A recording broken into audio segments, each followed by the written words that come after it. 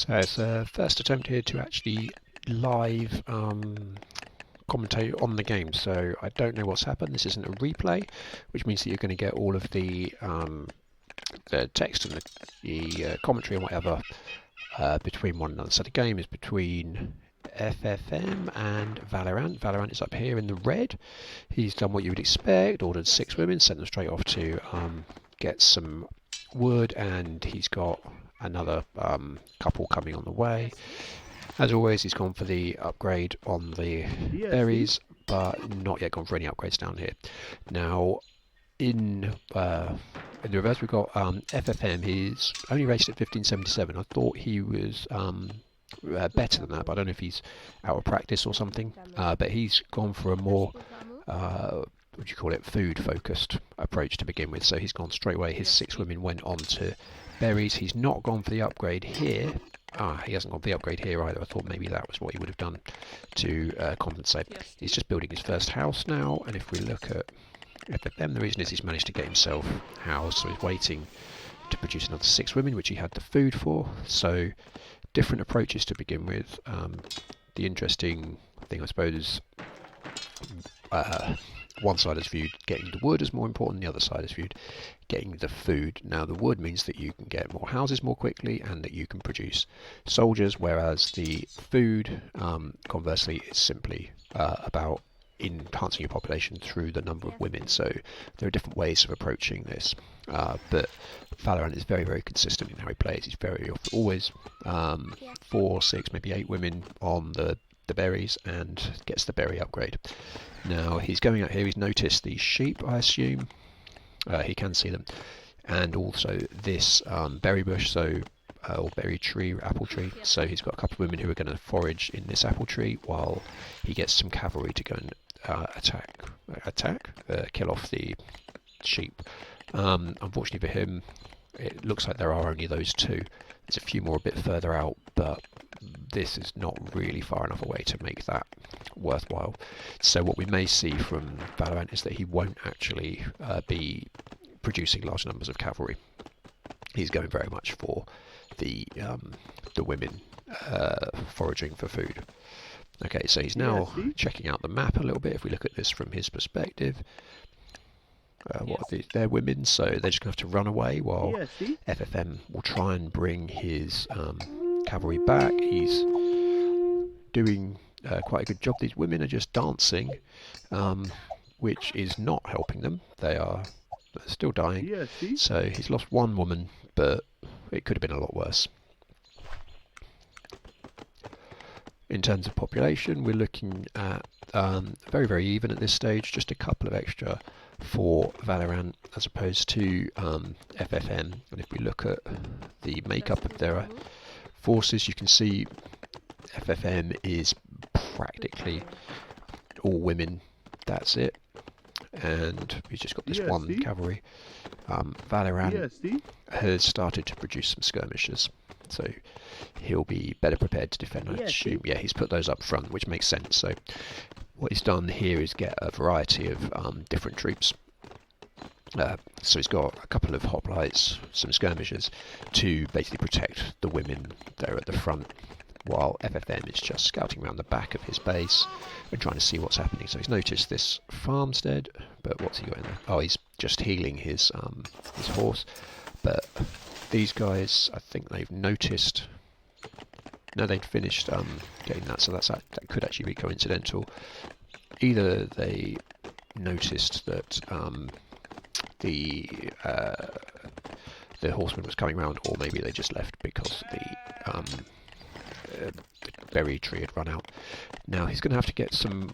If we look at ValihrAnt, he's going to need some food coming from somewhere because he's got no farms and he's not. Now he has here. Sorry, my mistake. So certainly getting the berry upgrade is a very good idea for him, because look at these groups of women, the groups of berries there, and also these only started to farm as well. Whereas we've got here. Oh, that's ValihrAnt. Apologies, I thought that was still FFM's horse, but no, FFM's horse is over here. So ValihrAnt's just picking up some the sheep and noticing there's only 2, he hasn't produced any more cavalry because they wouldn't be worth his while. So he's now going to start producing skirmishers from here and women from the town centre. So with FFM, he's got some spearmen coming. He's got a large group there of wait a minute. It appears that he's got... Oh no, maybe that's not it. It looked very much as though he had some women, some men actually involved in farming, which is weird. It is. He has got a couple of men farming there, which is not a good use of their skills because they farm really slowly compared to women. He's got a woman here that was virtually dead but has survived, and a couple of people out the back, but again not really large groups. There is here, he could do actually supplementing this wood line with some of these women, because if cavalry were to come around the back, these 2 soldiers wouldn't be sufficient to fight off the cavalry, and here comes cavalry right now. So this is very well defended.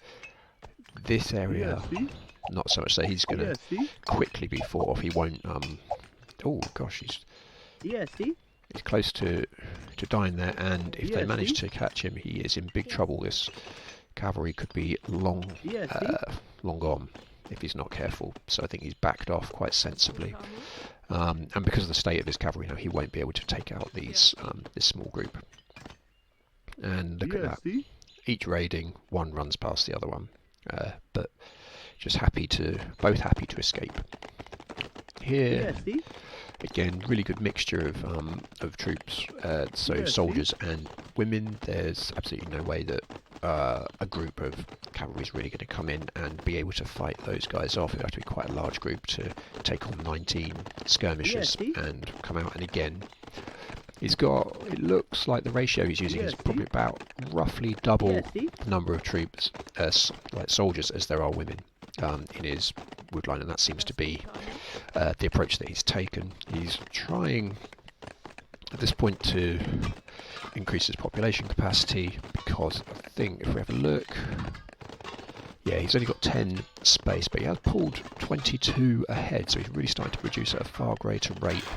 So he's got these 2 things producing, so 2 from there, but all skirmishers, and he's getting a second barracks now. It feels like he's able to produce that. But having said that, he's got this group of people gathering wood, but at the front the wood is totally running out, so he's going to need to find a new wood line shortly if he's going to be able to maintain his economic growth. He's got plenty around. He's got a group up here, trees here, and he's, I think, probably, yeah, no, he's not. He's maybe trying to build out towards this this stone, which would be quite sensible. So you move to phase 2? No, I thought for a second that FFM had moved to phase 2, but he has not.